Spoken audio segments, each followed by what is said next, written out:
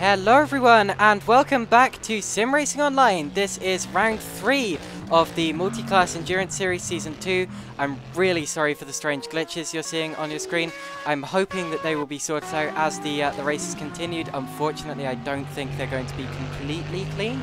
But whatever the case, we have just completed the qualifying timer.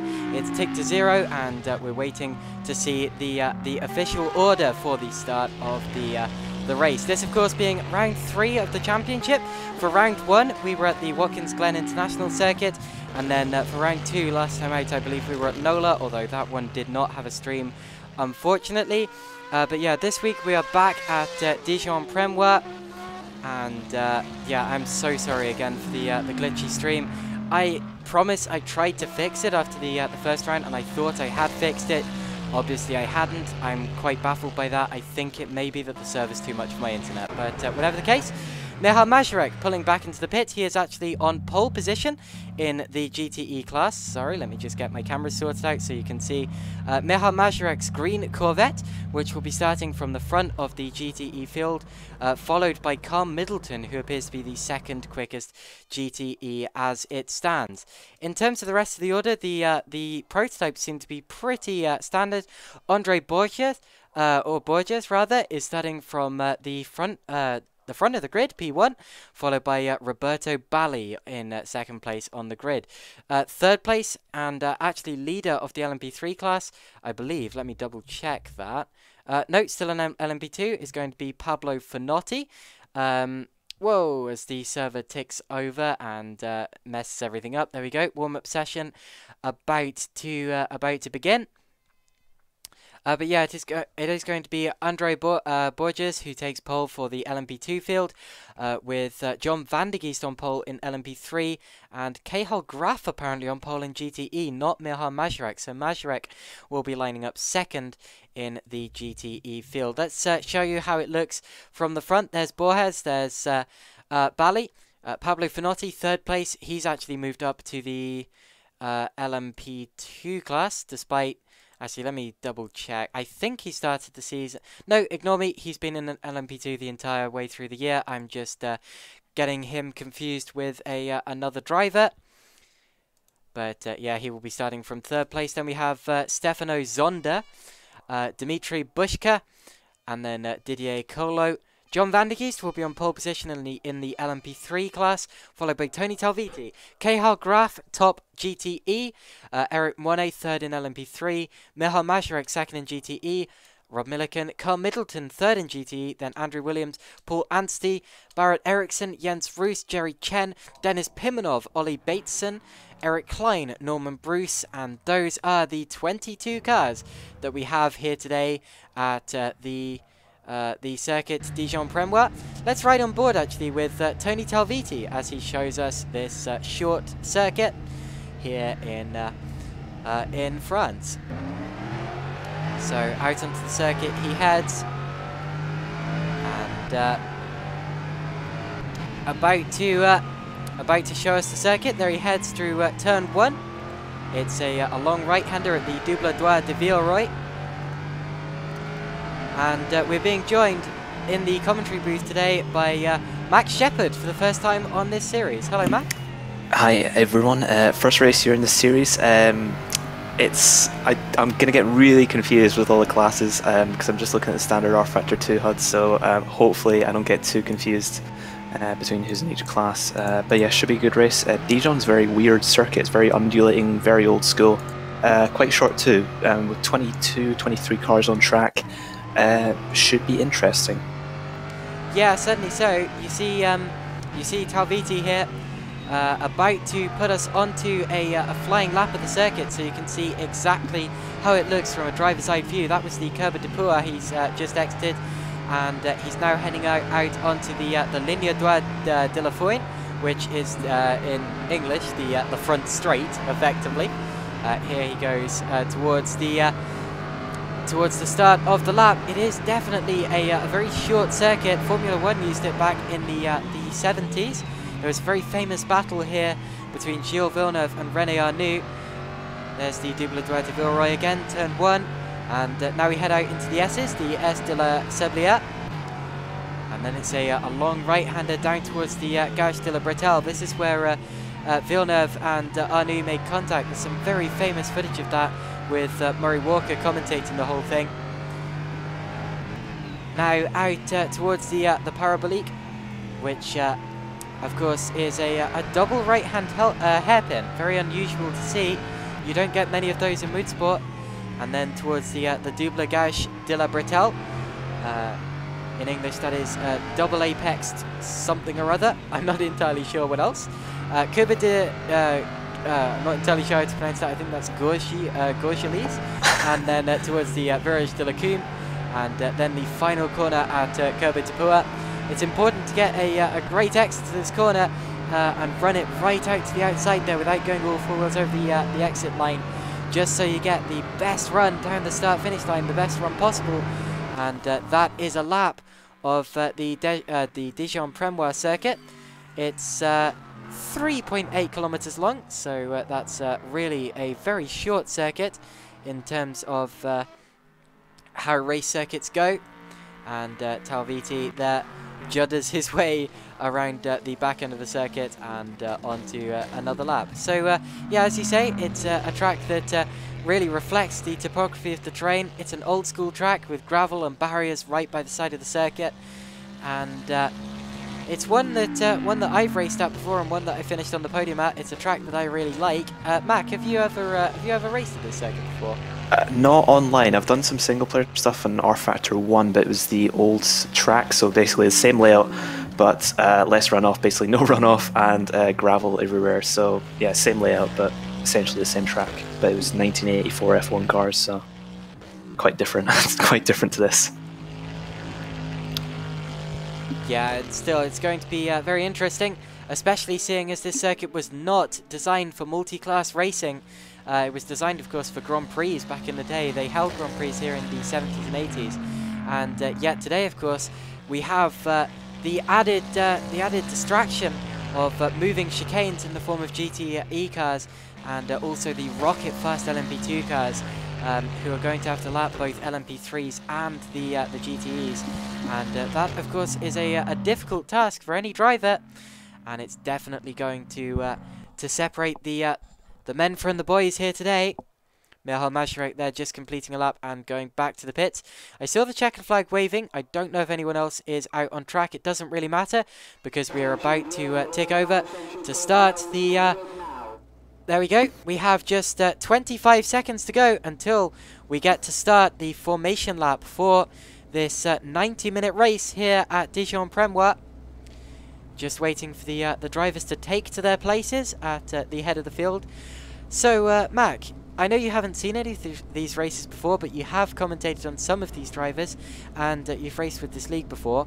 Who do you think we should look out for here today? Well, the race is just about to start, or just formation lap. Formation lap, yeah. Yeah, that's fine. I've only really seen a few drivers in this. Roberto Bali, he was quite quick in the 1976 F1 series that I commentate on. I think he finished second in the last race as far as I can remember. John van der Geest, quite consistent, not the quickest, but he's consistent, doesn't really crash that often, so look out for him.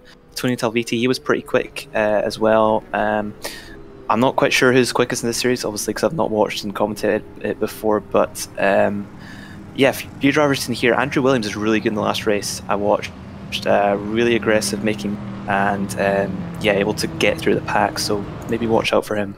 In terms of the championship, Roberto Bali starting second is actually the LMP2 championship leader. However, we haven't seen Andre Borges yet, so we'll see exactly what he can deliver here today. Didier Colo is second in the LMP2 championship. LMP3 leader is John van der Geest, followed by Tony Talviti. They are actually level on points, and in fact level in terms of all of their stats. In fact, so a real battle going on between them, with Eric Moine third. I should point out Pablo Finotti is set as third in the LMP1 class, although he will be starting third on the grid. And in the GTEs, Henri Miettinen is first in the championship, despite, I don't think, being here today. Let me just check. No, can't see him on the list. Okay, so Miettinen is not here today. Michal Majerek is second in the championship. He is starting second in class as well. And Carl Middleton, third in class, is third in the order. Although Cahill Graf, who is our GTE pole position, has a lot to prove, because he is only 10th in the GT Championship after not making the round last time out. Let's go to the head of the field as we were about to get the race underway. Andre Borges will lead us across the line to start the race here at Dijon Prenois, and the green flag is waved. It's go. Andre Borges is going to lead us down towards turn 1. There he goes. Roberto Bali second place, and Fanotti third. In terms of the LMP3s, Tony Talviti is maintaining. Are they backing off? I believe we are still. Is this a second formation lap? I am not quite sure. Looks like they're going fairly fast, so I'm not quite sure what's happening at the moment. Okay, ignore me. I thought they were backing off. I don't. Yeah, they're backing off. That's not natural. There. Unless I'm very much mistaken, we're on a. No, they're. Okay, we are racing. I'm surprised because it looks as if some of them were backing off. Bushka, they're going round the outside of Fanotti. Looks as if he was, but bails out of it. I'm confused. Okay, Zonda there going up the inside of Bushka and up into 4th position, and it looks as if we're racing. Okay, forgive me for that. It just looks as if they were being so cautious on the first lap, despite having no one in front of them. I am so sorry. That was unprofessional of me. Talviti leading the LMP3 class, followed by Van der Geest, and then 1 out. And the leader of the GTE class so far is Cahill Graf, followed by Majorek and Middleton. Let's go further back in the pack to check that everyone has made it round this opening lap safely. It looks as if they have. So as they continue to lap on this second lap of the race, Roberto Bali there is getting closer to the tail of Borges there at the head of the field, and we may have a battle on in the LMP2 class as Bushka is looking all the way over the back of our race 1 winner, Roberto Bali, Pablo Fanotti, sorry. First yeah, up I think done. Bushka, sorry to interrupt, Bushka made a move on the start-finish straight at the start of this lap, and he's already in the back of Fanotti, so making ground already, and I think we've got a battle for the lead brewing just up front. Yeah, we do. Roberto Bali there getting closer to the back of Andre Borges than he was on the last lap, and Borges running slightly over the curb, but keeps it nicely together as they head down the start-finish straight. I'm expecting Zonda to make a move here as he slipstreams Bushka for that 4th position in class, although it doesn't appear to be gaining as much as I thought he would be down the straight there. Sorry for interrupting there, Mac. And am I right in thinking that Talviti has just overtaken John Van der Geest for the lead of LMP3? He's ahead now, so I believe so. I missed it. I was watching Bushka overtake, and I think, yeah, Talviti's ahead of Van der Geest now. Okay, apologies for the slightly messed up stream there, but anyway, I'm going to have a look back at exactly what happened there between Van der Geest and Talviti. Did Talviti start it? I didn't think he did. Yes, in fact, there's Van der Geest getting slipstreamed by Talviti, and that was across the start-finish line. Now, Talviti actually passed Van der Geest before the start-finish line, and that, in real racing, would be a penalty, so I'm not sure if Van der Geest is going to protest that or anything, or if anything can be done about that, but whatever the case, Tony Talviti provisionally leading the LMP3 class. Zanda was just trying to make a move at the second last corner, the long right-hander. He's just putting his nose in there, but Bushka just managed to hang around the outside. Very interesting battle for 3rd in the LMP2 class at the moment. Yeah, 3rd place, a chain of cars, Fanotti followed by Bushka and Zander. And I'm surprised actually, because the race I saw before, Watkins Glen, Pablo Fanotti was running away with it. He was miles ahead of anyone else, and I mean literally miles, because he won the race by I think almost a minute, which is probably over a mile in terms of length. And it was a masterful performance. And yeah, he missed the round last time out. I'm wondering whether he hasn't had time to practice for this race. But whatever the case, Fanotti really struggling here, and under attack from Bushka and Zander for 3rd and 4th positions there. And then, of course, Didier Colo, 2nd in LMP2, also having a dodgy race, dropping back behind the rest of the LMP2 pack so far. Talviti's lost it from the LMP3 lead. We've lost our LMP3 leader. He's in the barrier. Now, how's that happen? It looks to me as if he's lost it all by himself. Over the curb on the exit, just looped it round, and he's gone into the... Well, he stopped it and then had to touch the barrier as he let off the brakes. And let's watch how that would have looked from on board John van der Geest as he saw his rival Talviti spinning his hopes away there at the front. And it's now going to be extremely difficult for Talviti to get that back. Moine is second in the race now in LMP3. Rob Milliken is up to third in LMP3, and Talviti has dropped down to fourth place in class. What a disaster for our joint championship leader and previous race leader, Tony Talviti. Yeah, it was a really strange spin there. He got on the curb, but I thought you would be able to like get on the throttle and get away out of the corner, but he barely touched it and just spanned the car. It's strange. I believe I did that in qualifying for the F1 1976 race I did here as well. But yeah, it's an easy mistake to make. It's quite a tough corner because the car is naturally unsettled by the bump on the inside and by the fact it's cresting the hill as you go around the apex. It's a difficult corner, and the curb there really adds to that. So yeah, it's tricky, and you can see what I'm talking about here. Talviti will have to be careful not to get on the curb on the outside again, and he keeps it in shape as he crests the hill, and he's right on the back now of Rob Milliken, who gets a little bit squirrely out of that corner there, and Talviti there takes a look to the inside, but no room quite yet. And up ahead, Bushka's actually got past Finotti in LMP2. Oh my goodness, Finotti dropping back further, and indeed Dimitri Bushka is up into third position. I want to have a look back quickly at exactly how that happened. It appears to have happened through the parabolica, and if I go to TV camera, sorry, Bushka has gone around the outside of Pablo Finotti. There's been slight wheel-to-wheel contact, but he's made it stick, and indeed, yeah, gets it done on the outside. That's an amazing move there from Bushka. I want to have a look at how that looked from on board his car as well, as indeed he just seemed to find the grip where there really shouldn't have been. It's an off-camber corner. There really shouldn't have been grip there, and yet there was. And somehow he powers his way around the outside of Pablo Finotti to go up into third place, and now he's attacking Roberto Bali for second. Yeah, I think Finotti's got a problem of some sort because he's really dropping back now. You can see Bushka is 4 seconds ahead, so as they get into traffic, and this is going to be very, very important. Bushka's gone into second. Indeed he has. Bushka taking advantage of the traffic and getting up into second position. Very nearly contact through there. Meanwhile, Tony Talviti back up to third in LMP3. But yeah, sorry? Getting very messy. I'm just pointing out it's getting very messy between Bushka and Bali's gone up in second again, Jerry taking Chen advantage of traffic. Jerry Chen had to run through the gravel and all of that as well. He got forced off, I think that, he wasn't expecting Bushka on his inside, and to be honest, Bushka ran a little bit wide there, and I think that the blame has to rest on him in that one. Whatever the case, I believe Norman Bruce also dropped back a little bit in that one, and they're very close. That's for second. Dimitri Bushka there has just overtaken. Well, Bali tried to come back to him, but Bushka keeps the position. And this is very hectic in traffic. It's a very narrow and very twisty circuit, not designed for multi-class at all. And somehow they're all making it through more or less safely as it stands. That's the problem with endurance racing. You get to traffic at the wrong part of the circuit and you'll lose seconds and seconds of time. If you manage to get to the back of traffic on the straight, it's perfectly fine, but I think it just screwed both of them there. I think both Bushka and Bali got past due to traffic there. Oh my goodness, and it was a really, really good move from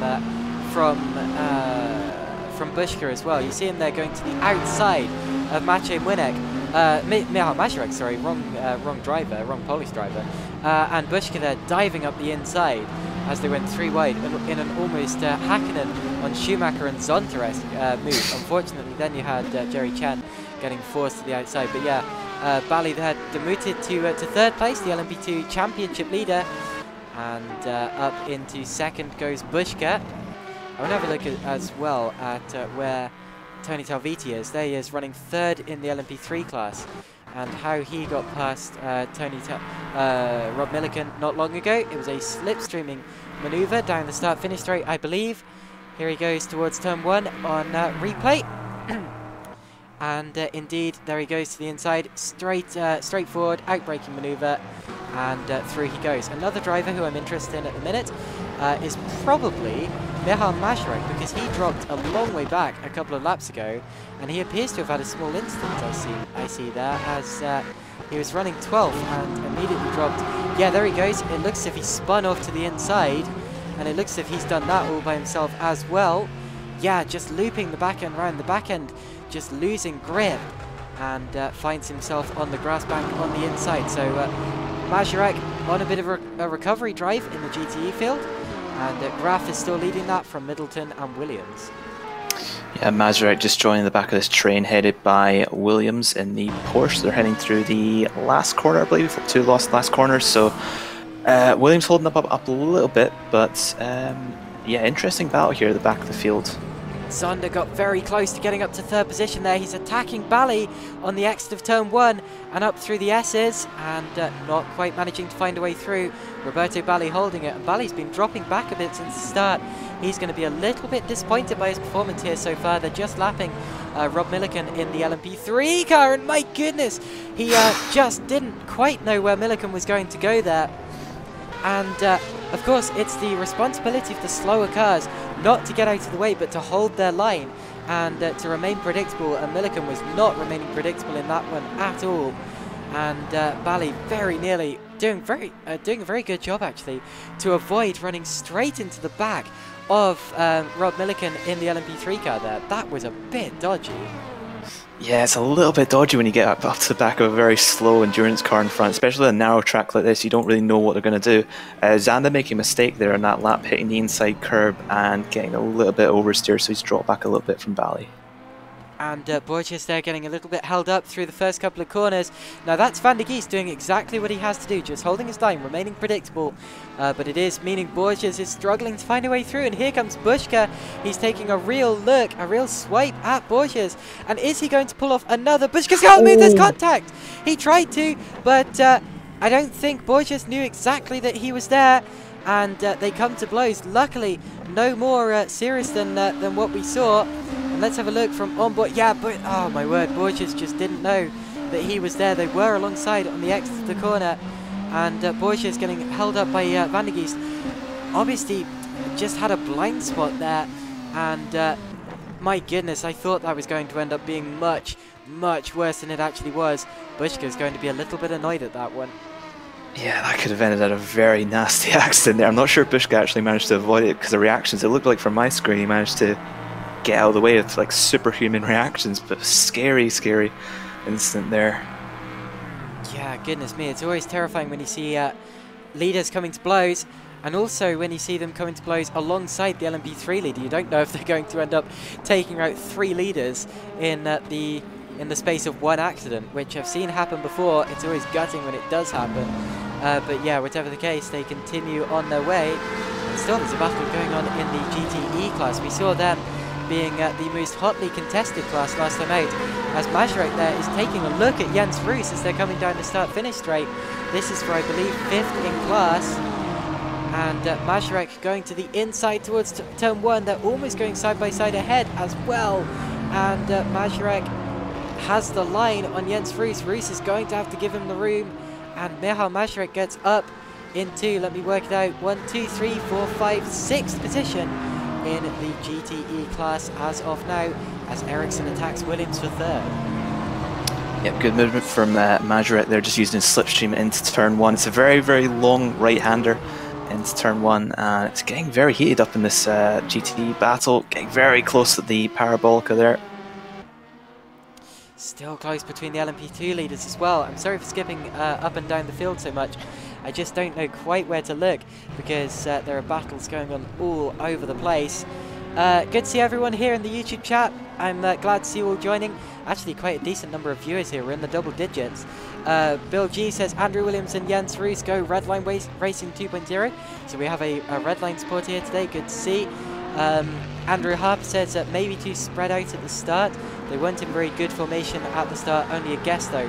That may be why I was confused as to why there were guys backing off and things. But whatever the case, yeah, the race continues with Borges and Bushka 1st and 2nd. The camera's juddering out onto the start-finish line. They're coming upon a bit of GTE traffic here. although they are coming upon it on the straight, which is essential. Of course, it's much harder if you come across the GTE traffic through the first couple of corners, as this, of course, a very difficult track to pass traffic on. Very tight, very twisty, very narrow. And we saw these cars. A lot of blind crests as well. You go over a crest. Yeah, a lot of blind crests. And it's, yeah, not nice. I found that actually in the F1 race that I raced here a little while ago. Lapping back markers, even in that, when they were obliged to get out of the way, was a little bit of a nightmare sometimes, and definitely required a lot of patience. And I'm so sorry again about the stream. I'm going to have to stop saying that because, yeah, it's not going to get any better with me apologising about it all the time. But anyway, Rob Milliken's actually dropped behind a couple of GTE runners here, so he's had a little excursion somewhere. And I think Ericsson might be making a move here. Ericsson, where is Ericsson? On Williams, up the inside of turn 1. And that's for third in the GTE class. Indeed, he makes it stick. Well done to Barrett Ericsson. And behind him as well, Mazurek getting up the inside of Pimenov and not making it stick this time round. They're spreading out a little bit. I think Ericsson tried to make a move on Williams the previous lap. Williams just stuck to the inside, defended his line and kept it. But this time I think Ericsson just got a better run at the last corner, managed to get past. But yeah, it's still a very close battle at GTE. It's surprisingly close. One thing that I always love about GTE is how close the different kinds of car can run. You've got BMW at the front, followed by Porsche, then BMW, Porsche, BMW, but you also have a Corvette in there. Oh, I believe. pass for the lead. Oh, yeah. Bushka almost getting past. Indeed, I'm going to have to stick with Chen here, but whatever the case, Bushka got very close to the back of Porsches there in traffic, and traffic is really playing a big part in this race, as I knew that it would. And Pimenov also making a move on Andrew Williams in GTA, up the inside once again, so Williams is slipping back a little bit. Down the start-finish straight, there goes Borges to the inside. He's going to have to cut the corner there to avoid the GTE cars. A little bit naughty because there was some room on the track somewhere, but yeah, I'm not sure Bushka's going to be a big fan of that. Whatever the case, Bushka's going to lose a lot of time here. Yeah, to be honest. And he cuts the corner again. Now that's really uncalled for Borges there. And well, it's not as if no one's seeing him. We are definitely watching Borges on the stream, and needs to get control of that. You can't just dive off the road to pass slower traffic, even if they are getting in the way. It's the responsibility of the faster car to find a way through safely and cleanly. And if you're off the road, I don't consider that clean. But whatever the case, he's through. And Bushka... Definitely think Bushka's got the lead, or sorry, the pace over Borges at the moment. Yeah, I believe so. He definitely appears to be catching him. But Borges there, just holding it for now with a little bit of cheaty tactics, I'd say, in traffic.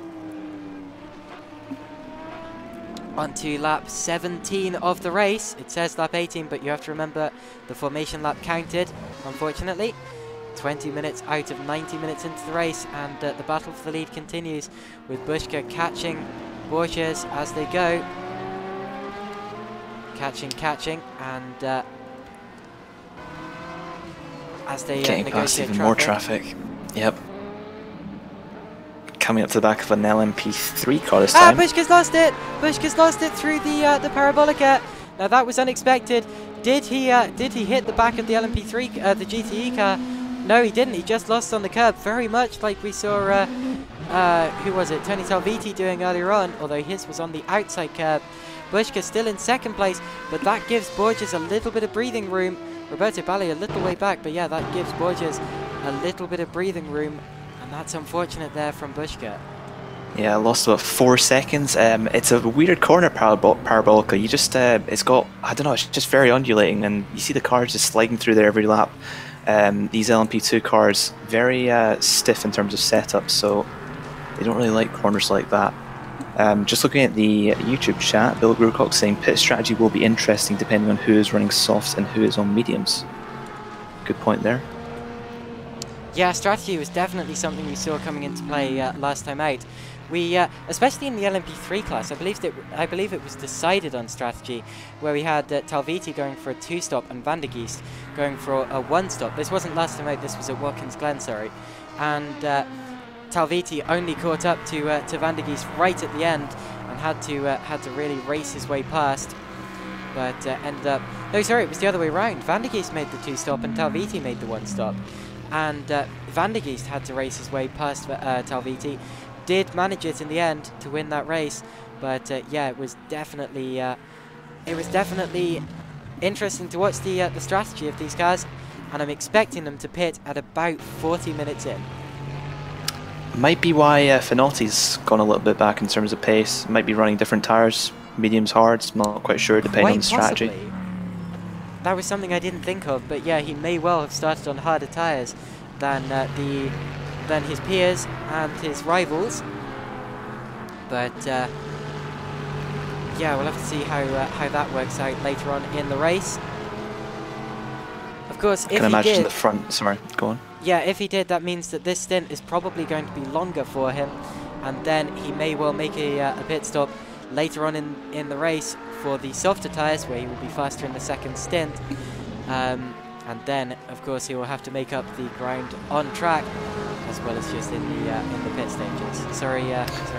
I was going to say, I can imagine the front left takes a little bit of a battering around this track with how the first corner and the last corners too, with how fast they are.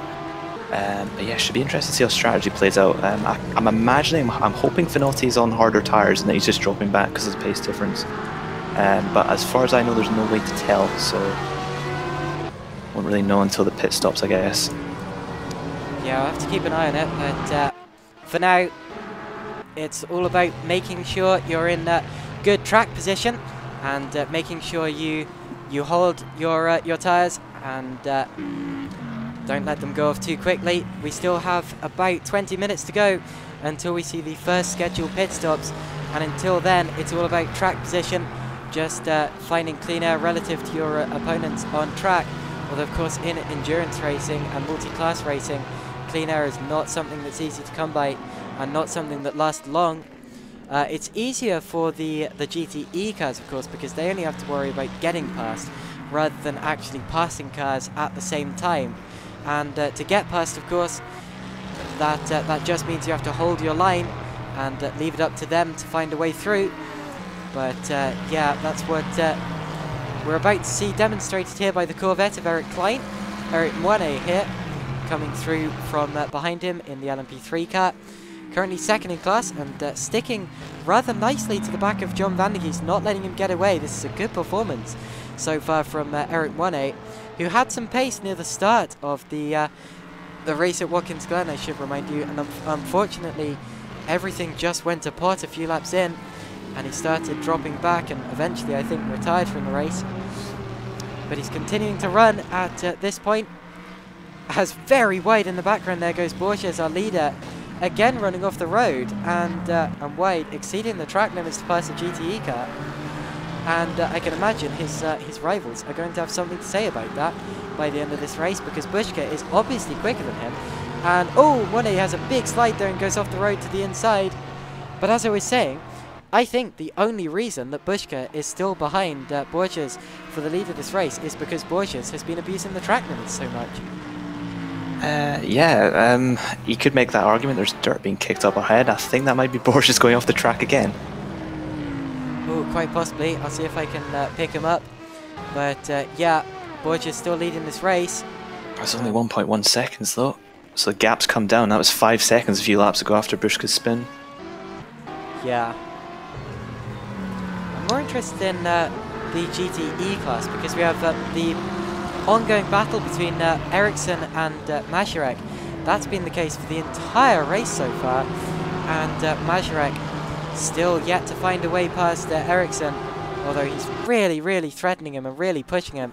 And Ericsson's doing a good job because when you're under pressure like that, it's difficult not to make an error, not to get distracted by the car in your mirrors and just go straight on into corner or brake too late or brake too early, which is a very easy mistake to make. And Mazurek will want to get past Ericsson as quickly as possible, because Denis Pimenov is only just ahead of these two as well. And the longer he takes to get past Ericsson, that means the shorter time he's going to have to attack Pimenov. And these are the cars running in 3rd, 4th and 5th in the GTE class, of course. And they're very, very close in terms of pace in the GTE class. They're all saying around about 1 minute 16 deads, and it's 1 or 2 tenths, so you kind of need a pace advantage, maybe a few more tenths just to get past. And yeah, they're just very, very close in terms of pace. Just looking at the chat as well, the chat isn't very happy about Borges, it seems. Yeah, SimRacing Holland, well done. Why am I saying well done? Sorry, thank you for joining us, SimRacing Holland. Yeah, great to see you joining us here. I've seen you in other series as well. But yeah, saying that Borges shouldn't be making overtakes like that, and indeed he really shouldn't. But anyway, it continues to lead the race, and of course you can do that at a track like not Port-Ricard, although you can do it at Port-Ricard, Dijon Prenois, sorry. I just committed motorsport blasphemy, but whatever the case, Dijon Prenois. Because there is some runoff here before you reach the gravel or the grass, especially at, for example, turn 1, and then also in the final corner, Mazurek takes a look to the inside of Ericsson, and that, I think, although it didn't work out, I think was a fully fledged move, a fully fledged attack. It certainly didn't look half-hearted to me, and Mazurek still attacking the back end of Barrett Ericsson's car. Ooh, a little bit close on the exit there as Ericsson got stacked up and couldn't quite put the power down quickly. And now they're being passed by the LMP2 car of Didier Colo. And I think Jens Roos also got past Andrew Williams that lap, I believe into turn 1. Very close for the lead. Bushka and Borges getting boxed up in traffic. Borges to the left-hand side of Mazurek. And Bushka goes through, so there's no car separating them. That's an important thing to do, especially in a race like this. Through the final corner, and Bushka's not, well, he's got a little bit held up there. They've also got Didier Colo to lap, who's a little bit harder to pass because he's in the same class car as them, but they do manage to get past him rather nicely. And that, incidentally, actually ignore me, that's not Roberto Bali involved, but whatever the case, Bushka still just behind Borges, and surely he's setting up for an attack on this lap. Yeah, it must be. There's only 2 tenths between them as they cross the timing line. Bushka's just got the pace. He just needs to make the pass, and I think he'll clear off. But yeah, it just hasn't happened yet because of traffic and Bushka's spin, of course. So ignore the LMP2 car in 3rd place on track there. He is, of course, running in 6th place and a lap down just to confuse things. Yeah. Sander going around the outside of Bali. Oh, contact. Oh dear. There was with a Porsche there, and that. Oh, and he's up the inside now. Sander up the inside of Bali, and there's going to be not contact again. I really thought there was going to be on the exit of that corner there, but they both make it through cleanly. Let's have a look back at exactly what happened there. Oh dear. Oh, did something happen? Sander's had a spin. Sander's had a spin. Okay, let me go back to real time. He's beached on a bank, and oh, it looks like there was contact. He's thrown it up the inside of Bali's car. He's touched Bali and he's spun the car around. And in my opinion, yeah, there was he came from far too far back there. He was not far enough alongside him before the braking zone, and Stefano, Zander is to blame for his own demise there, and it looks as if he's either lost, he's out. I think he may have either lost the engine or got beached on the curb there. So Stefano Zander is our first retirement from this race in the LMP2 class, and he drops disappointingly down the order. Roberto Bali is 3rd, followed by Fanotti in 4th, and Didier Colo will now be up into 5th position in the LMP2 class as he continues to lap in last position in that class. Fanotti, is he in a different class from the top 3? Because he's got a different colour number on his card. No, he is also an LMP2. LMP2, okay. So very confusing with all the numbers here. Yeah, just lapping the back market traffic. I wonder when Roberto Bali is going to lap Didier Colo, actually, because that he's catching him on track, and that's going to be a momentous occasion, seeing as that will be the first place driver in the championship lapping the second place driver in the championship. And Cole, of course, well, with all due respect to him, he's quick at times, but struggling here today, and obviously not the ideal track for him. Here is Dijon Prenois. The leaders still close, as they have been for this entire race, although Bushka there has just put KL Graf, the leading GTE, between him and the leader. It's going to cost him about half a second, I expect. And this, of course, is the corner where we just saw Zander spinning. But keeping it under control is Bushka, as is Borges up in front. They've just lapped I think the tyres are starting to go off a little bit as well. Whose tyres, sorry? I think the tyres in general are just going off for the LMP2s. Quite possibly. I'm expecting them to pit in about 10 minutes time, so I wouldn't be surprised if we were seeing tyres starting to go off. That's a big slide for Andre Borges. Indeed, a massive slide there as he enters turn 1, and he runs it wide, manages to keep it under control, but that wasn't a good line into turn 1 there. And Bushka there locking up a tyre, so that further cements your tyres going off theory. Yeah, the lap times just seem to be dropping off by a second or two. It might be accounted to because of traffic, but at the same time, yeah, they're sliding. Seem to be making more mistakes in general, from what I've been noticing the past few laps. Onto the start-finish straight. This is where the slipstreaming is going to come into effect once again, although slipstream hasn't appeared to be as powerful as I thought it would be so far today. They both go off. My goodness. They both go off through the final corner, but keep it under control. And Borges there moves over to the right-hand side of the track to attempt to defend and break the toe of Bushka's slipstream. Slipstreaming hasn't appeared as effective as I thought it would be. Of course, you have a slingshot effect out of the final corner, so I really thought that slipstream would be something we saw a lot more of here today, but whatever the case, I don't think I've seen a single overtake which I can put down to slipstream yet, except, now that I think of it, Michal Mazurek on Barrett Eriksson. Bushka also made a move earlier in the race, really early in the race, past, I believe, Finotti. Did he? Okay. On the start-finish straight. So oh yeah, he did. Thank you. Yeah, he did. Yeah. So that was another move, but no, yeah, I've not seen many moves on the straight.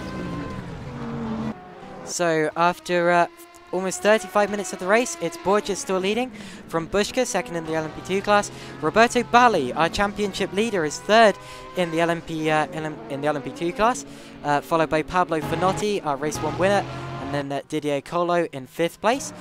John Van der Geest is leading the LMP3 class, but not by much, from Eric Monet.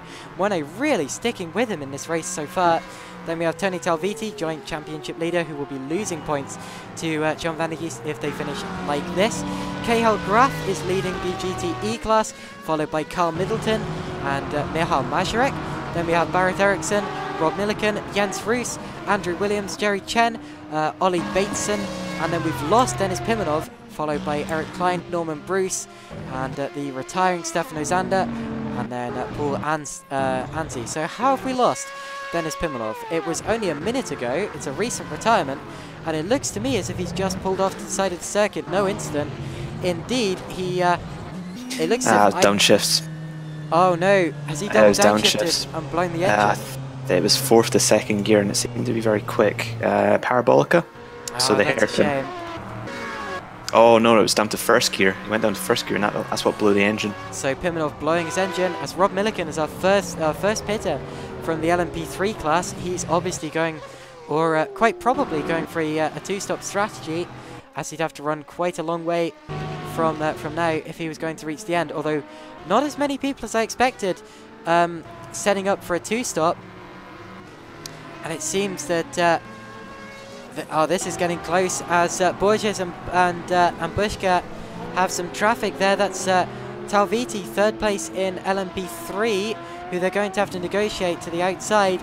And Bushka there demonstrating the accordion effect where he gets very, very close to the backside of Borges, and then as Borges gets past the slower car, starts to accelerate away again initially, but Buchka, sorry, I've been calling him Buchka in the throughout the entire race, but I've just noticed his surname is actually Buchka, so apologies for mispronouncing your surname there, but whatever the case, Dimitri Buchka running in second place, and Borges defends and also moves out to pass some LMP3 and GTE runners, and I believe I also saw a move for the lead of LMP3 as Buchka goes to the outside and very nearly takes a look at Borges. Oh, he's gone wide. He has the switchback here on exit. Now can Borges very nicely boxes him in there with Jens Fruse's GTE car. That was very nicely done there, as he had to defend by boxing him in and saying, well, if you're going to have to get, or if you want to get past this GTE car, you're going to have to either back off and do it elsewhere, or you're going to have to go off the road. And I was going to say risk a penalty, but then I realised that would be a little bit hypocritical. Oh, spinner up ahead. Oh, who is it? Who is that? I believe that was Rob Milliken. Let me see. Indeed it was. So Rob Milliken has spun the car around and it looks as if there's damage. Indeed, he's nosed into the barrier. And yeah, he's not even got over the curb, has he? He's just lit up the rear wheels and spun it out of the final corner there into the wall. He's damaged the front of the car. He's returning to the race, but and that was cold tyres, of course, because that was his out lap, I believe. Either that or he'd only been out for 2 laps, so I believe he may have had colder tyres than he hoped for. He doesn't pit, and he will have some slightly reduced front downforce from all of that. Buchka is into the pits, going for the undercut on Borges. Okay, so Buchka pits there from second place, going for the undercut, which has been he's been needing for the entire race so far. And that means that temporarily Roberto Bali is up to second and Fanotti is up to third. Incidentally, indeed, there's Colo getting out of the way, meaning Bali has lapped Colo. That's our championship leader in LMP2, lapping second place in the championship in LMP2. A significant movement in the race and in the championship, and I can't imagine Colo will be happy with his performance so far. Buchka just leaving the pits now, quite a long pit stop. They're all not sure if that... Yeah, they're all like that length because they have to refuel on this race as well as just change tyres. One thing I should point out, of course, is that one of the reasons that Bali and Colo are the championship leaders in LMP2, you know, not to denounce their performances or anything, but it's because they are the only 2 drivers who have made both of the rounds so far this season. But whatever the case, still first and second in the championship nonetheless. And Bali up to second temporarily, although he will be stopping in just a couple of laps' time. Still, our leaders stay out as they pass the start-finish line that time around. What about Cahill Graf, leader of GTE? I'm expecting the GTE runners to stay out longer than the prototypes, as they have a slightly bigger fuel tank than the prototypes have. But whatever the case, 50 minutes to go in this race, 40 minutes done. And there's Buchka just going past the start-finish straight. And still, Borges and Bali stay out. Going to be interesting when Borges comes in. He's staying out. His lap times aren't looking too bad. He's mid 106s, early 107s. See what Buchka did at the last lap. 1 minute 10. So I think he's in traffic though. That's the problem. And the start-finish straight. Tony Talviti lapping Andrew Williams in the GTE car. Talviti on a recovery drive has been catching the battle between Monet and Van de Geest, and he's nearly upon them, although I must admit I'm very impressed by the pace from Monet. He certainly didn't have this pace at Watkins Glen, and he's just pulling something out of the bag now. But yeah, whatever the case, coming under pressure from Talviti, or he will be in just a few minutes time, and I'm expecting Talviti to probably pit before those guys. in order to benefit from the undercut. Into the pits comes Andre Borges. Should be interesting to see where he comes out, if Buksha's managed the undercut or not. See what lap time Buksha did. 105.8, so really good lap. So he is making up time. We're going to be interested to see where Borges comes out. Be a long pit stop, and I believe they're going to come up fairly close when he comes out.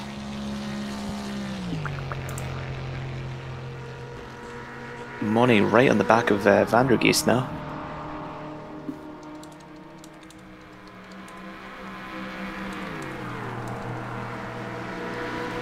So I'd like to go for a quick break quickly. If that's okay, I'm going to leave you in Mac's very capable hands and be back in about 2 or 3 minutes. Okay, no problem. Okay. Got the stream on my own. Borges still in the pits. Still doing his pit stop. Buksha's coming through the last corner now. Borges still in the pits. So I believe Buksha's actually going to inherit the lead here. And so he does. He inherits the net lead of this race ahead of Borges. Borges just leaving the pit stop now, so he has lost quite a few seconds there, 2-3 seconds. Also cutting the pit exit line, which I'm not quite sure about.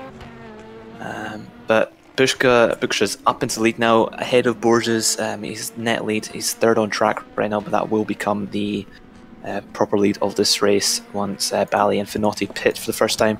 Bally and no, that was him getting past Van der Geest. I thought he was battling on the car on track. Bally now comes into the pits for his scheduled pit stop. Finotti coming through the second last corner. Borges is 2, 3, 4 seconds behind Buksha now, so lost a few seconds there in his pit stop. 5 seconds, 5.5 seconds is the gap now. So Buksha having a lot better, a much better pit stop and out lap than Borges. Didier Colo also in the pits, very sideways. That's interesting. Didn't think you could do a pit stop at 45 degrees in the pit box, but it is happening. Finotti still leading this race, so that will become, he will just drop back when he does his scheduled pit stop.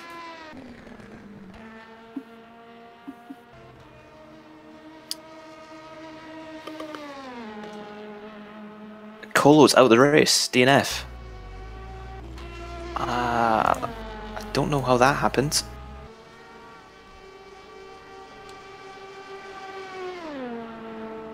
How did that happen? Because he was in the pits at 45 degrees and then he's DNF'd. That is strange. No, he's just gone back to the pits and retired. Very strange. Not sure if he had damage, but he's out of the race.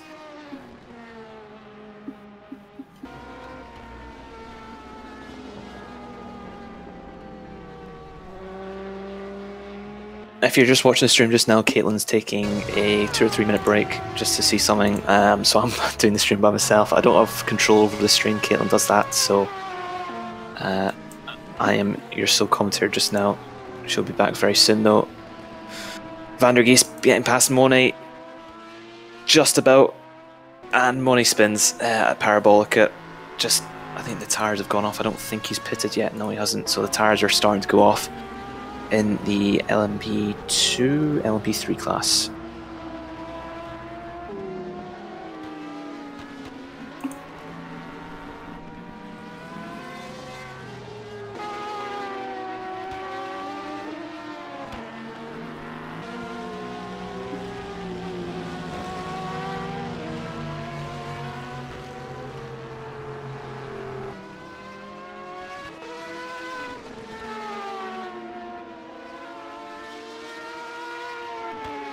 Seems that the outlap on these new tyres, I'm guessing it's mediums they've gone on to, or hards, depending on what pit strategy they're going to do, but the outlap on these tyres seems very slow, like 1 minute 10, 1 minute 11 compared to 1 minute 5s, so they do seem to lose quite a lot of time, maybe just in heating up the tyres, just on the outlap. Finotti in the pits from the lead, so that makes Buksha inherit the lead of this race ahead of Borges.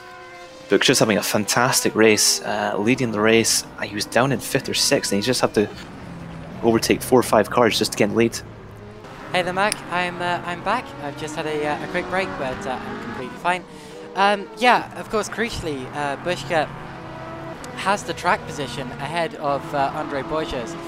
But on top of that, they did come out relatively close as well, and already Bushka has started to accelerate away from Andre Borges, which just shows you how much pace he had waiting to be unleashed, and how much pace he wasn't being able to show. So that's essential there from Dmitry Bushka. Do we know if our LMP3 runners have pitted yet? I don't believe so. Okay, well, Pablo Finotti just came out of the pits in the LMP2 class. Did we see what happened to Didier Kohler retiring as well? Oh, as Michal Mazurek and Andrew Williams come in from the GTE class. Yeah, Kohler, he pulled into the pits at I think there was someone in his pit box, and he pulled in at 45 degrees, did about 10 seconds of the pit stop, then retired. I don't know what happened. Sounds very much as if he's just had enough, and that's okay. But whatever the case, yeah, it's been a disappointing day for the driver who came into this round second in the championship. I can almost guarantee he won't exit the round second in the championship. But whatever the case, they continue. So Bushka leads, and Borja is second, followed by Bali. All of the LMP2 runners have now made their pit stops. John van der Geest is leading LMP3. And we don't believe the LMP3 runners have made their stops yet, as Finotti goes one way and Borges has to go the other way of traffic there. And was that Finotti just unlapping himself to Borges, or is that Borges about to lap Finotti? I'm not quite sure, but Borges had to completely cut the corner once again just to get past them, and it's... Yeah, goodness me, that was close. And Borges gets back past Finotti. They are actually separated by a lap, so don't worry, they're not fighting for second place here. They're actually second and fourth, but whatever the case, yeah, very close, and luckily they both get away with it just about. It's Van der Geest pulling into the pits now for his pit stop. Van der Geest from the lead of LMP3, that gives Moine the temporary LMP3 lead, and also, now where is Tony Talviti? He must have stopped the lap before, so Talviti pits the lap before. And that means Kale Graff in the GTE car is up to 7th in the overall order temporarily. And I think is about to take 6th here. Yeah, there he goes. Kale Graff up into 6th overall. Amazing position. Admittedly, he hasn't stopped yet. But it, of course, it just shows you GTE isn't that much slower than LMP3 in terms of... I mean, on some circuits, they're about the same. But whatever the case... LMP3 will be marginally quicker. But whatever the case, John van der Geest exiting the pits in 7th overall, and second in the LMP3 class. Crucially, he's come out ahead of his main rival Tony Talviti, and that was the real race that was going on there. He's come out ahead of him by a little way, actually, a couple of seconds as well. So not bad there from John van der Geest. And now the question in the LMP3 class is going to be, when will Moine pit? Talviti's already pitted. He pitted 3 or 4 laps ago. Yeah, I thought so. Pitted yet. Carl Middleton, second from the GTE class, has pitted. He's just exiting the pits. Michal Mazurek has not passed him because he's a lap behind. So Michal Mazurek, a lap behind? No, he has passed him, it just took a while to update. So indeed, Mazurek is ahead of Middleton and up into 2nd place in the GTE order. And I believe the only GTE car we're waiting for is Cahill Graff. Now, John van der Geest is actually stuck behind Graff here, and Graff does not have to give him room because they're on the same lap. However, Graff does dive out of the way pretty sharpish anyway. He really didn't need to do it quite that dramatically. And up into 6th overall goes John van der Geest. Moine stays out for another lap as he's running 5th overall.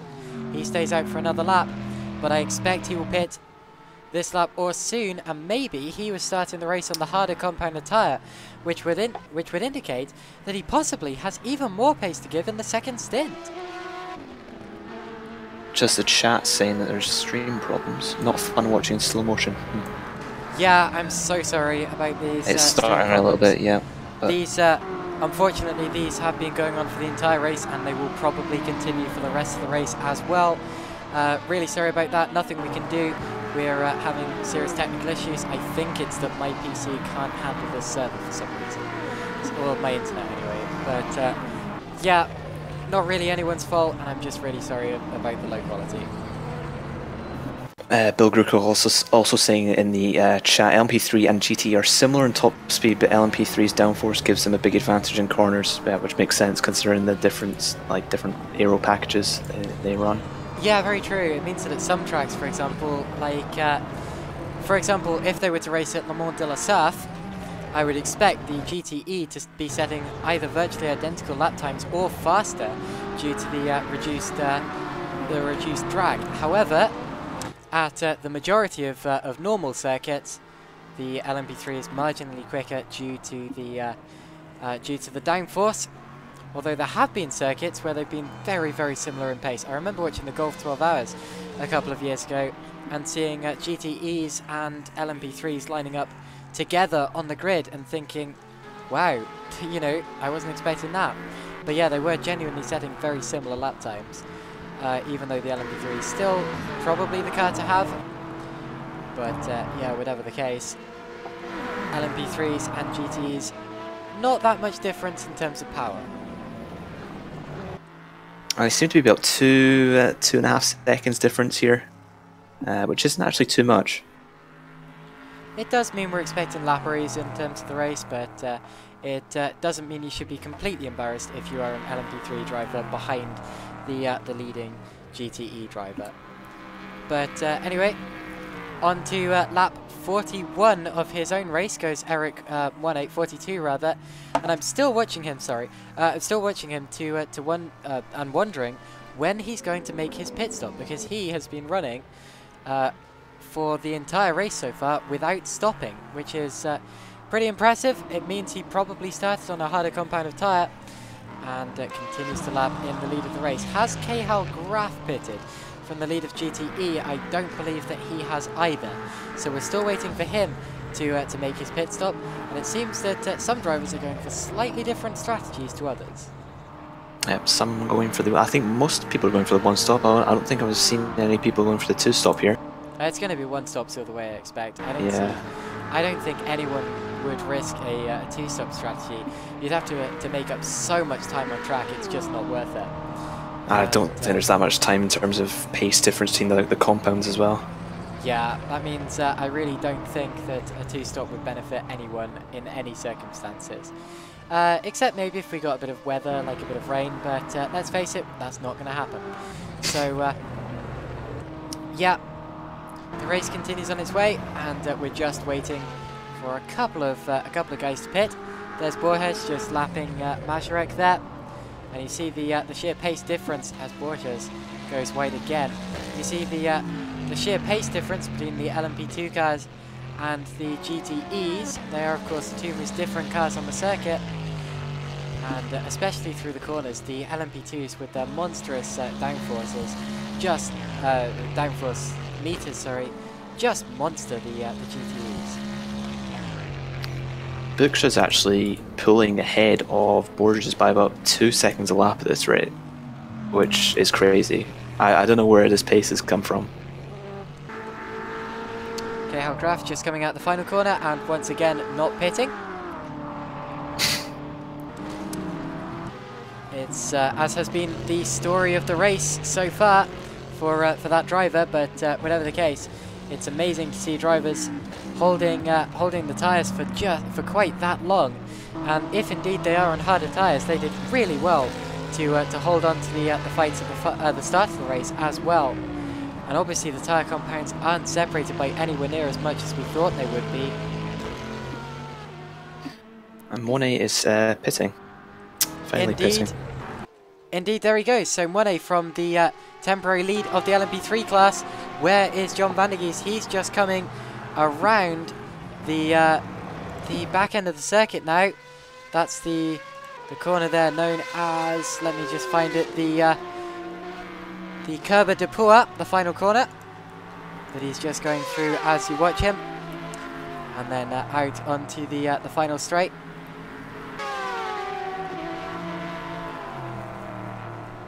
And there's Monet still in the pit lane. It's going to not be close at all because Van der Geest has monstered him. So John Van der Geest through into 5th position and the lead of the LMP3 class quite considerably. Now it's Tony Talviti. Talviti's right there, but he's being held up by Milliken, who's a lap down. But still, Talviti goes up into 2nd place in the LMP3 class. Obviously, Monet maybe just stayed out for a couple of laps too long. That can't have helped his tyres towards the end there. And Tony Talviti gets up into 2nd place in the LMP3 class. And Monet's tyres are going to be completely stone cold this lap, so he's probably going to lose 2-3 seconds possibly. If he gets them switched on, he's going to be back on pace. But yeah, losing track position here at Dijon, not very good. It's very hard to overtake here. Not many places to overtake, so he's going to have a job to do to get past Talviti again. Yeah, indeed he is. It's certainly going to take a lot of work. Or maybe Talviti could make a mistake, but I don't want to curse him. Oh, Butcher almost span out the lead there. Oh, who spun? He almost span out. I'm just going to say I went to his car and he was having a half spin. Oh my goodness, Dimitri Butcher. Out of Parabolica, I believe. Oh, it's the corner before Parabolica, and indeed that is a massive slide, but he holds it. And again, I don't want to curse anything, but the stream's looking relatively glitch and jolt free as it stands, so that's good. But yeah, whatever the case, just going around the outside of Jens Roos. Looks as if I did curse it a bit. Borges is continuing to go off track at the 2 last corners. Yeah, goodness me, there he goes again. Track limits, not his 2 favourite words. And if I was a driver, especially if I was Butcher, who saw what he'd done at the start of the race, I would probably be getting pretty annoyed at him and would probably be reporting him after the race. Yeah, because it just means he can get onto the throttle earlier, and Butcher's coming up to traffic once again. GT cars getting past fairly nicely there. It's all about momentum. So if you let the car run wider, you avoid the tyres scrubbing, and therefore you avoid any loss of momentum you would get by turning into the corner. And that kind of loss of grip, but wider corner, means you get a much faster entry speed to the next straight. Yeah, it's a big advantage. And of course, if you cut a corner, it means that the track gets shorter, and the advantages to that are obvious. Kale Graf finally into the pits. Finally into the pits from the lead of the GTE class after almost an hour.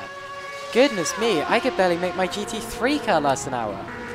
And somehow Kale Graf, with a bigger fuel tank, a bigger fuel consumption, a bigger engine, has made his car last even longer.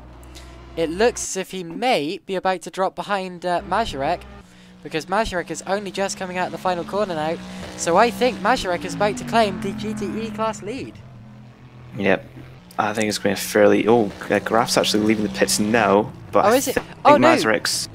Okay, Graf is going to keep the lead. I thought that a GT pit stop was going to take far longer than that. You can see them in the same shot here, and Graf maintains the GT lead amazingly despite that incredibly long stint, and Mazurek is still only second.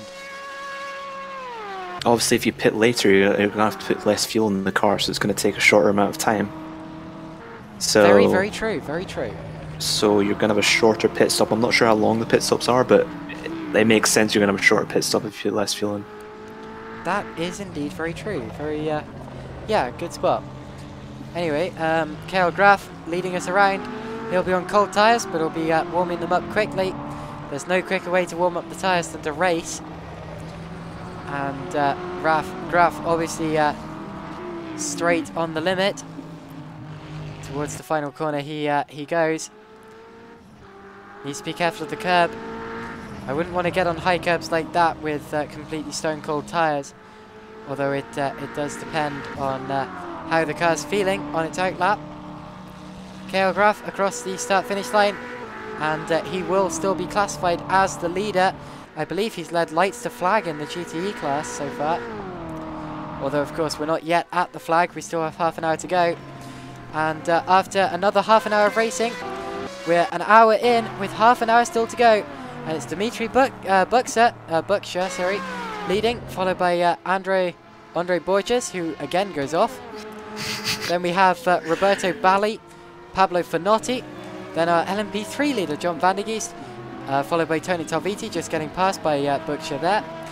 And then we have Eric Moine, third in LMP3, GTE leader KL Graf, second in GTE is Mihal Mazurek, third is Carl Middleton, almost said Maddleton, Barrett Eriksson, then we have Jerry Chen, Andrew Williams, Jens Roos, Ollie Bateson, Rob Milliken coming into the pits again.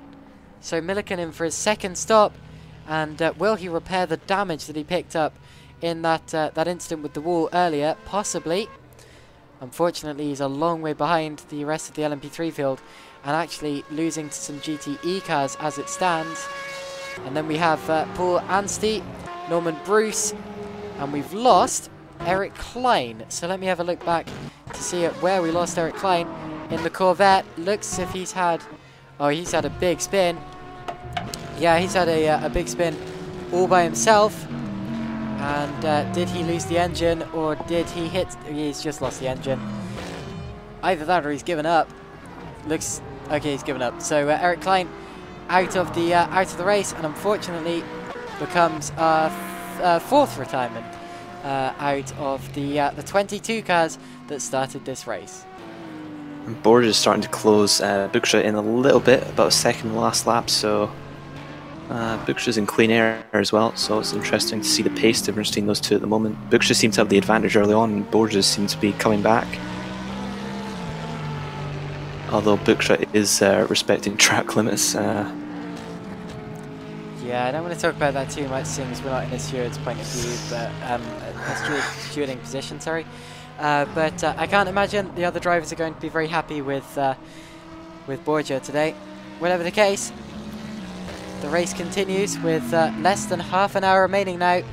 And at this point, the pit strategy is over, so it's just about bringing it to the flag and keeping it clean and making your strategy work. As Roberto Bali is back into the pits from third in LMP2, and he's moving very slowly there, but is he out of fuel? No. That's his second pit stop of the race. Yeah, it is. He was moving... He was not putting much throttle in at all on the way into the pits, despite... And Finotti's going to get past because of that. Yeah, despite the fact these cars do have a pit speed limiter, so I'm wondering whether he was running out of fuel there. Maybe he forgot to refuel his car when he pitted a few laps ago.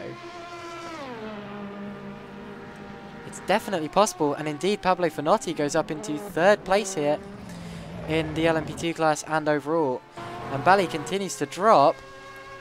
I don't think he's going to drop behind any of the LMP3 runners, but still it's a big disappointment for Roberto Bali, and if indeed he did forget to refuel his car, then he's going to be kicking himself for that, and that's definitely going to cost him an LMP2 podium as it stands.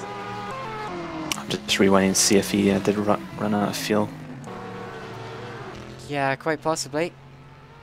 Here's Carl Middleton. He's been running a relatively quiet race so far, but a relatively quick one as well. Third place in the GTE class, which of course is the most competitive class here today. And Carl Middleton doing a good job. He's been running in some good positions in the last couple of races as well, but hasn't yet managed to deliver a really good result. Didn't quite manage the podium last time out. At Brno, he was, I believe, fourth in class. Indeed he was. And at Watkins Glen, he was, let me check that, he was also fourth in class. So Middleton today hoping to break his run of fourth in classes and go for a third in class podium. He's about to be lapped by Tony Talviti.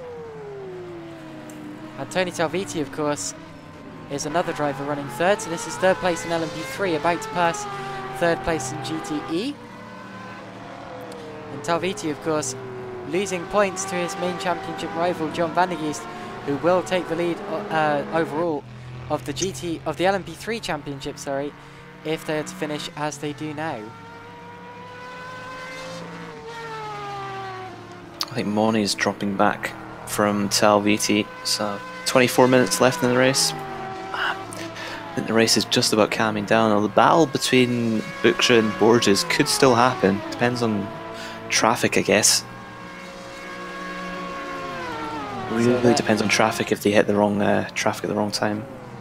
that was a really good example down the main straight there of the difference in speed between LMP2, LMP3 and GTE. You saw the LMP3 car of Carl Middleton passing, no sorry, LMP3 car of Tony Salviti passing the GTE of Carl Middleton.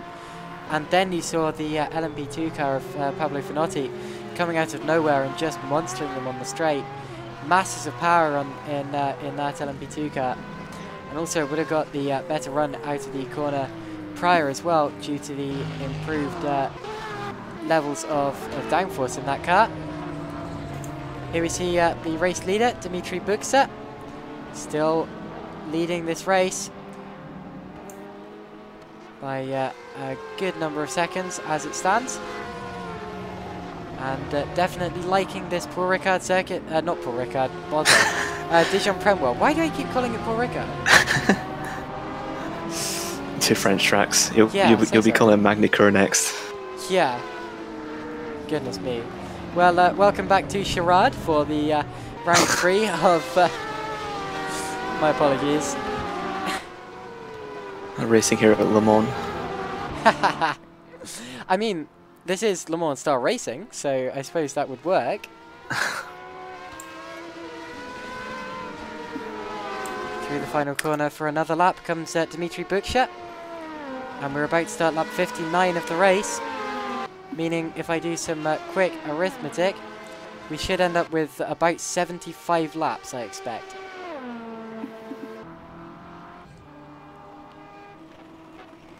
Here he goes again through turn 1.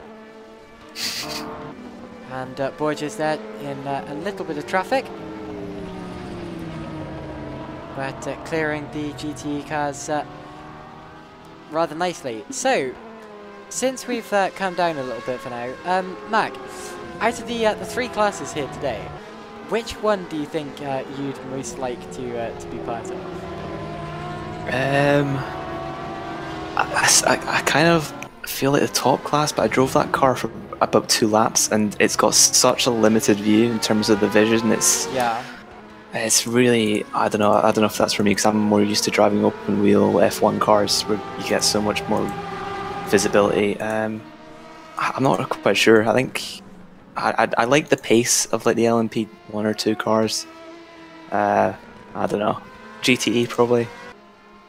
Okay, I like the way you went on to, you know, talk fondly of LMP2 and LMP3, and then ended with, so, I don't know, GT3 maybe?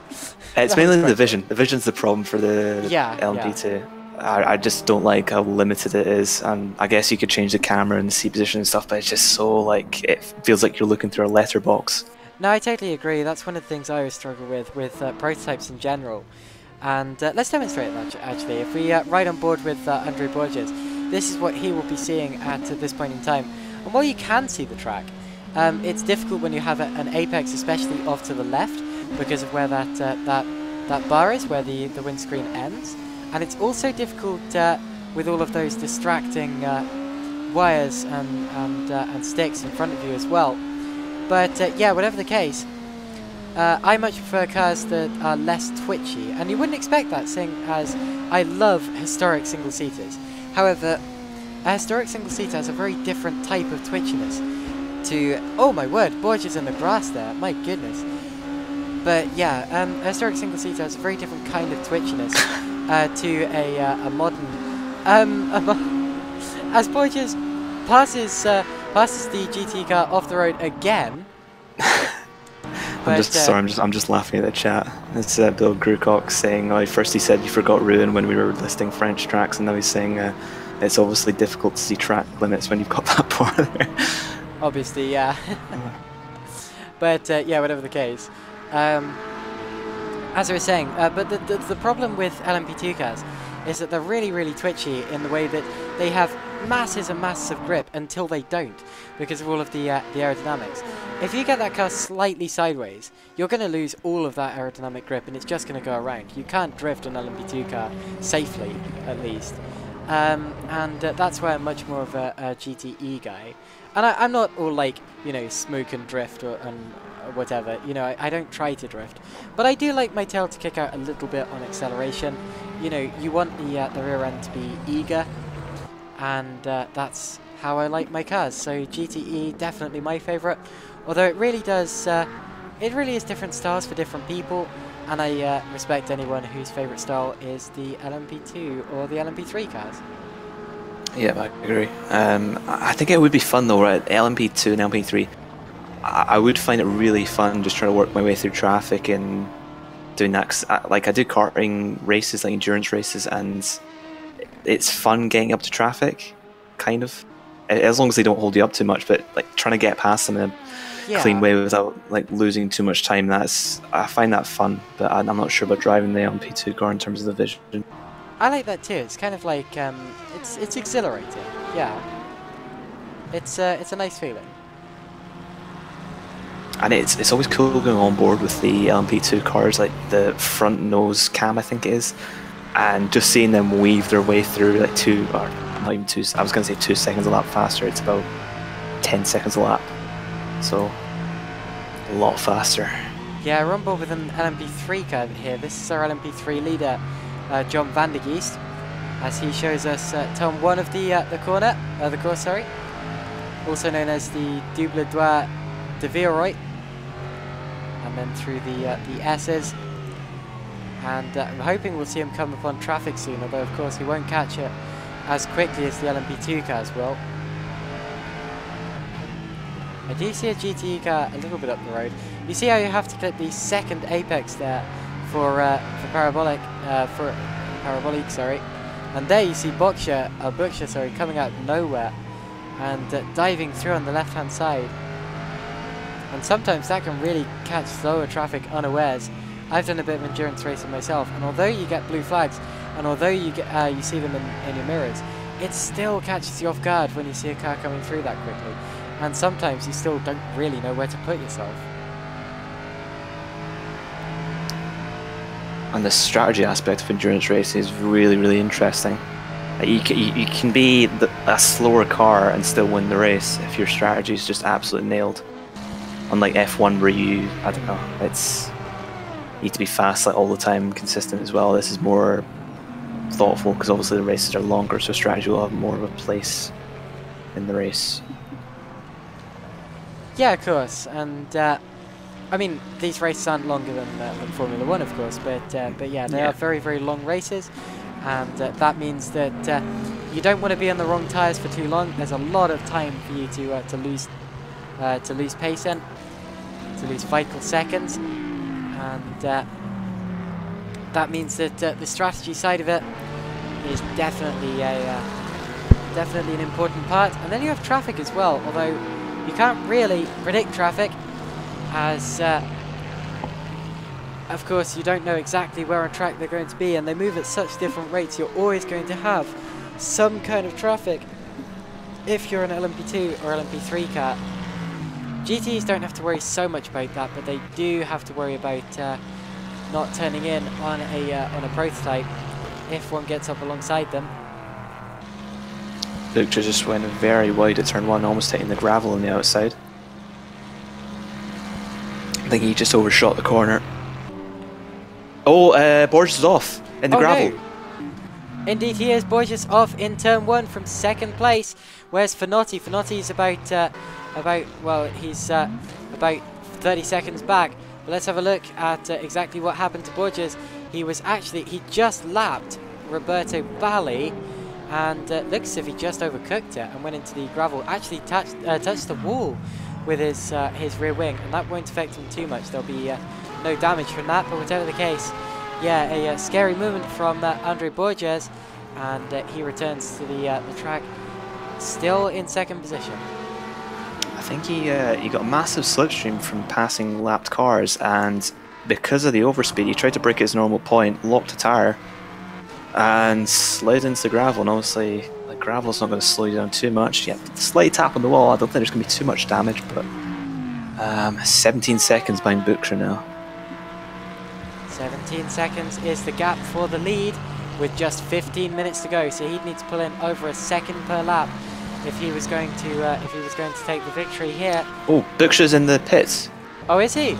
Okay, so Bookshire. Oh my word, I was just saying that it was going to be almost unassailable from Borgia, and then somehow Bookshire, I don't know, did he have damage or has he just realised that his tyres or his fuel aren't going to be able to make the rest of the race? Incidentally, he also missed the pit lane as he was coming in. Yeah, he completely overshot it. My goodness. So something's gone seriously wrong with Bookshire rather, and we have to wait and see now if Borgia is going to have to pit again. I don't believe he will. So Borgia, despite that mistake, has taken the lead, and Bookshire is down to second. 32 seconds as well. Oh, I don't think it's updated yet. That must be longer than that. Weird. Very, very weird. Very weird indeed. I'm sure he has his reasons, as he kicks out the rear end a little bit. I'm sure he has his reasons. It's just a little bit baffling. And Bookshire continues on his way in second place with a lot of ground to make up, an impossible amount of ground to make up unless there's a mistake from Borga. Well, it depends if Borges gets stuck in traffic, because an instant in traffic, you know, goes off at turn 1 again, or another corner, he could possibly lose the lead. But 36 seconds, 37 seconds is a lot of, that's almost half the circuit. So yeah, a lot of time to gain from Bookshire. Only 13 minutes left in the race as well. 13 minutes left, and here is Dimitri Bookshire just completing his outlap and passing Norman Bruce in the BMW. But yeah, what an unexpected turn of events, and how the tides change in motorsport sometimes. Interestingly, Mwane is catching up to the back of Talviti. I think you mentioned that a couple of laps ago. He is catching him. Great performance from Mwane. And of course, ahead of him, Van der Geest versus Talviti is the battle for the championship. But of course, he won't care about that. He will insert himself into that fight if he gets the opportunity. And Mwane catching Talviti by half a second a lap. Wow, my goodness, Talviti's tyres may be going off. Possibly. 12 minutes to go. There's still time for Mwane to get past. And yeah, Mazurek is DNF'd. Especially, oh my goodness, Mazurek. Okay, especially if Mwane is gaining at this pace, he's obviously going to catch Talviti towards the end of the race. Now, Mazurek was running... Oh my goodness, he was running second in the GTE class. So he is lagged out, I think. That's a big, big DNF, and that does look like a lag issue. Yeah, that's a lag issue. So, oh my goodness, that's a huge shame for Michal Mazurek, whose internet appears to be having just as bad a day as mine. But, yeah, my goodness. Unexpected for the driver who was going to finish second in the GTE GTE race. He's also second in the GTE Championship coming into this round. And that puts Carl Middleton up to second and Barrett Eriksson up into third place. Not bad from those two drivers. Although I do want to keep an eye on the top three in LMP3, who aren't that far apart at all. It's only a matter of time before Mwane gets to the back of Talviti. As Bill Grewcock in the chat saying that's a shame for Michal. Similar issues in the British Touring Car Championship, so might be a similar problem there. So through turn 1, Rob Milliken just being lapped in the other LMP3 car. That means Mwane and Talviti crucially have a car between them as it stands. And that's not going to help there. Now, in this case, Milliken does have the obligation to get out of the way due to the fact they're in the same class. And he does so, but Mwane was getting a little bit held up though. That's okay. It's very difficult to prevent. Oh, Borges in the pits. Oh my goodness, so it seems that as Fanotti and Bookshire do go side by side and Bookshire holds the position, but yeah, Borgia in the pits from the lead.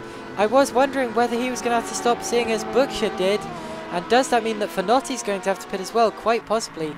Two stop strategies coming in from the leaders, and this looks very much not pre-planned, as they've only had to pit in the last 10 minutes, and I can imagine they'd do a much more balanced two-stop strategy if they'd known they were two-stopping. Borges just leaving his pit box now. Bookshire's onto the straight. I think it might be close between them. I think Borges is going to lead. Yeah, he is. By 2-3 seconds. Oh, He's got a smoking engine, slightly. That tends to happen in the pits as the car tends to keep ticking over as the car is stopped. You do often get smoke coming out the back, and it often clears as they continue. But yeah, Borgia has now taken the lead effectively, of course, by pitting those few laps later. And this is all going to be down to Bookshire and whether he can pass him on the road. He needs to avoid getting held up like that. My goodness. Problem is, Money's trying to catch Talviti. Bookshire at the same time is trying to catch Borges, and yeah, it's getting very messy here, and they don't really want to slow up too much because they're respective battles. They don't want to miss out on that. Yeah, Bookshire just didn't seem to have the pace in the outlaps, and he was stuck behind, I believe, it was one of them. I can't remember who it was, but it was an LMP3 car he was stuck behind. But the gap's only 2 seconds. The gap is only 2 seconds between the two leaders as we have just under 8 minutes to go. It's setting up to be a very exciting finish, especially seeing as Bookshire appears to be catching Borges when they're not in traffic. And this may well come down to the wire. We'll have to keep an eye on it. There's Finotti in 3rd place. There's Bally in 4th. And Van der Geest is only just ahead of the battle between Talviti and Moine for 2nd place in LMP3. Pablo Finotti getting between them. And this race is not over yet. 8 minutes to go, and the two leaders are separated by 4 tenths after 82 minutes, which is quite incredible. Talviti there had to go wide as his inside went Finotti, and that's allowed Moine right back onto his rear. I'd like you to keep an eye on the lead if that's okay, so we don't miss anything, but whatever the case, Talviti and Moine are fighting for 2nd place in that LMP3 class, and Moine will have the slipstream as they go onto the start-finish straight at the end of lap 65. Slipstream time effectively is using Talviti's car as a windbreak and running in the more turbulent, less dense air directly behind Tony Talviti's car. He takes a slight look towards turn 1. Can he outbrake him? He's not close enough. He did take a slight look though. Talviti runs relatively wide. Moine's still there. And Talviti maintains the 2nd position for now with the inside line for the next corner. Borges still ahead of Bookshire here. Contact between Talviti and Moine. They both get away with it just. Apologies there. It seemed that Talviti just went slightly wide, and as he came back in, Moine was, well, they just crossed paths, and there was slight contact, and I was expecting Talviti to maybe get spun, but somehow they both sorry about that, but somehow they both continued. My apologies, Mac. I was just saying Borges is still ahead of Bookshire. I'm not quite sure on endurance racing rules, but are you allowed to go off track to lap cars to get past like GT? I'm not sure if I agree with that, because Borges had to literally cut the first corner to get past 2 or 3 cars. Bookshire at the same time thought, okay, I'm not going to do that. I'm going to go around the outside, and lost about a second doing so. Here comes Eric Moine again on the back of Tony Talviti. This is where it looked last lap, and to be honest, he needs to stop making that move on the entrance to the corner, because that's just setting him up badly for the rest of the corner, and you're not going to get Talviti back on the exit if you do that. So, as Moine makes a big mistake there and goes a little bit sideways and needs to get back at him. There's still 5 minutes remaining in this race. What has happened to Bookshire? Bookshire's dropped back. Yeah, Bookshire started to drop back, which means that may well be Bookshire had a spin. Bookshire had a spin. Wait, oh no! His 2nd spin of the race. That's what's cost him the win. Oh, no, he had contact with the GTE. Oh, did he? Oh my goodness. With Norman Bruce. Oh no. Okay, let's decode this. So, as he... Oh! Okay. Looks as if they were... Yeah, he was definitely alongside Bruce. And then as they came through the corner... Well... Admittedly, Bruce locked up. Bruce locked up and just went straight. Yeah. Now, Bookshire was turning in, but he needed to turn in at some point. Bruce, as you can see, had his front left tyre completely locked. And he will be really upset at that, having spun a lead battle out of contention. And Norman Bruce there also went for a spin into the barrier. Where's he running now? quite a long way down, I'm afraid. There he is, 17th place, last of the runners, in fact. And yeah, he will not be pleased with himself for that one. And unfortunately, that may have cost us a battle for the lead in the late stages between Buckshire and Borges. It's a shame for Buckshire because I think he's at the best pace out of the sort of top class, and he's sort of been robbed a bit by a few incidents, a mistake or two, and yeah, it would have been a great battle. Admittedly, his first spin was his fault. Then, of course, he had to stay behind Borgia because Borgia was cutting the track in a couple of unfortunate places. And now, of course, he's had another incident with a GTE, which is a shame. I mean, I must admit, though, Borgia did excel with the strategy and did have a better strategy than Buckshire, but whatever the case, yeah, Buckshire really being cost places there. We only have a couple of minutes left in this race now, and 1A really needs to pull a move on Talviti if he's going to go for that second position. And Talviti really needs to defend that second position in order to keep, well, in order to keep close relatively to John van der Geest in the Drivers' Championship in LMP3, because of course they came into this round equal on points, and van der Geest will be scoring several more points than Talviti. Bit of smoke up ahead there as we head into the corner before the Parabolica, the corner known as the Gauche de la Bretelle. Oh wow, Talviti! Oh no, Moine's lost it. Moine has a big slide and has to cut over the corner, and that's going to cost him a lot of time there. And that may be it for Moine's chance for second place in the LMP3 category. Big shame for Moine, but admittedly his own mistake as they crested the hill. That's an easy place to make mistakes. It's an easy mistake to make, and unfortunately Moine will not have another chance to attack Talviti. But well done to Talviti, as he now has some breathing space in the last couple of laps of this race. I think Book's just backed off now. He knows that he's not going to catch Borges unless something happens to Borges up front. But yeah, Moine is in the pits. Is he? Oh my goodness! Yeah. So Moine pitting in the late stages, and that I should expect is a big mistake, because well, there's only 2 minutes left in the race, so he really should have kept that car running if at all possible. Maybe he underfueled it, but whatever the case, is he about to lose? Well, he's not going to lose a place to KL Graf, I shouldn't imagine. He's still going to be third in LMP3, so this may be a case of better safe than sorry, which is, I mean, probably wise, but whatever the case, yeah, he's going to lose a lot of time in that one. And I believe we are on the final lap of the race. Yeah, I was just going to say, I think Moine just miscalculated the fuel he was needing for this race by probably a litre or two, which simple mistake to make, but cost him a lot. Well, it actually didn't cost him anything there. It cost him a battle with Talviti, but that's about it. So let's watch Andre Borges. It's not been a clean race from him, but it's been a fast one, and he is coming around the final few corners. I'm not entirely sure. It's not yet confirmed that this is the final lap. It all depends on when the timer ticks to 90 out of 90 minutes. This could be the final corner of the race. It's going to be close. Do we get another lap or not? Andre Borges down the final straight. If he's wise, he should back off at this point. And indeed, this is the final straight. Andre Borges wins in Dijon Prenois across the line in the red LMP2. Dimitri Buckshire, after putting up a valiant effort, is going to be second. Pablo Finotti is going to be third and a lap down. So Pablo Finotti, who won in Watkins Glen, will be slightly disappointed with his performance, but still a podium. So good for him.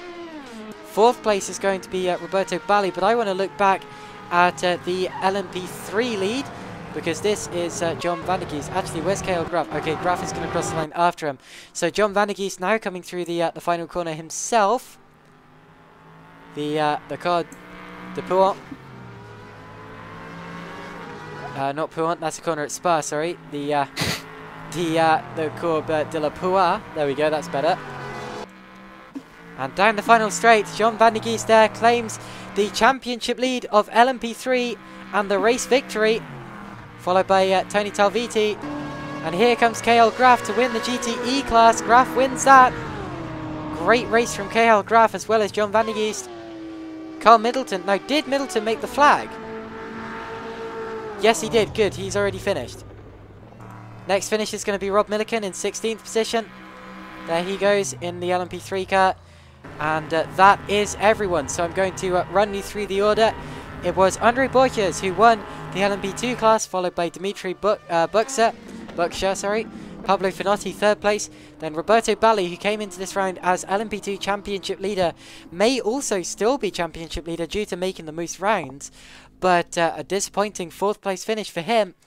John Van der Geest winning the LMP3 class and taking the championship lead in that class, followed by Tony Talviti and Eric Moine, who spun near the end.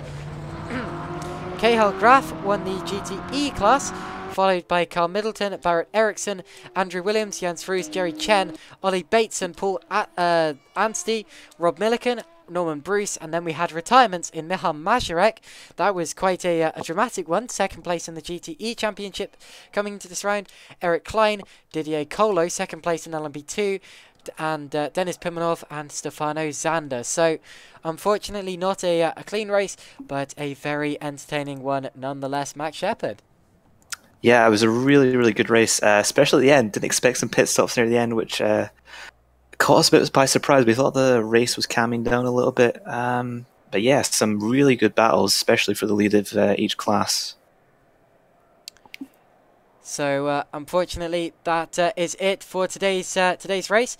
Join us in 2 weeks' time. I will try my absolute best. I promise to get the stream fixed and to avoid having the Jolt Fest we had today. But yeah, join us in 2 weeks' time. We will be at Paul Ricard, so I will be saying the right track's name that time out, rather than the wrong track, because we were at Dijon today.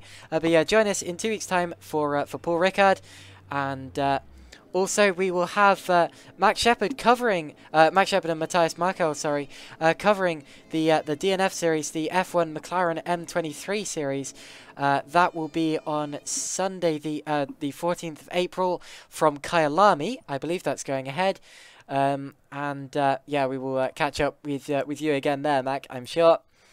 And yeah, thank you to everyone who joined us in the YouTube chat here today. Neil Tasker says he's looking forward to Paul Ricard. That's good to see. I'm looking forward to it as well. Bill G says thank you, Caitlin and Mac. Thank you for joining us as well. I believe that's your Bill Grewcock, right? Jolly good. Okay. Thank you for joining us, and we will see you all next time out. So yeah, see you then. Good night.